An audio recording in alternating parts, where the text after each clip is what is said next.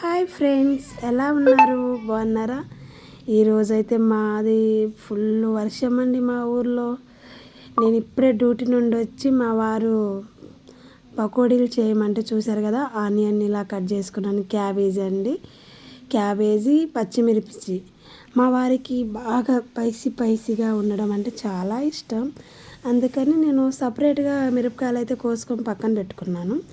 ఎందుకంటే మనము చూడండి ఎలా కురుస్తుందో వర్షం. చూడండి, మా ఇంటికాడ నుంచి వస్తే నవోదయ స్కూల్ ఇలా కనిపిస్తుంది, చూసారా? ఫుల్ వర్షం అండి. అంటే మీకు అసలు ఇంకా కనిపించకపోవచ్చు, మా అపార్ట్మెంట్ నుంచి చూస్తుంటే ఫుల్గా.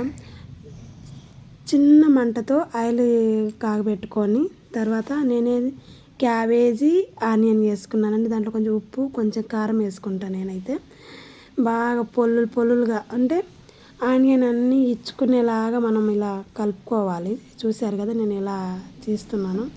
అలా తీయడం వల్ల మనకి పకోడీ అనేది బాగా వస్తుంది. ఆయిల్ కూడా అది నీళ్ళు కొంచెం తీసుకొని ఇది ఇలా కలుపుగానే బాగా మనం జారుడుగా వస్తుంది. నేను ఈ తర్వాత మిరపకాయలు కలుపుకుంటున్నాను. ఎందుకంటే కలపడానికి చాలా కష్టం అనిపిస్తుంది, చేతులు మంట. అలా ఏం కాకుండా ఉండాలంటే మనం తర్వాత జస్ట్ పైన తిప్పుకోవడం బెటరు.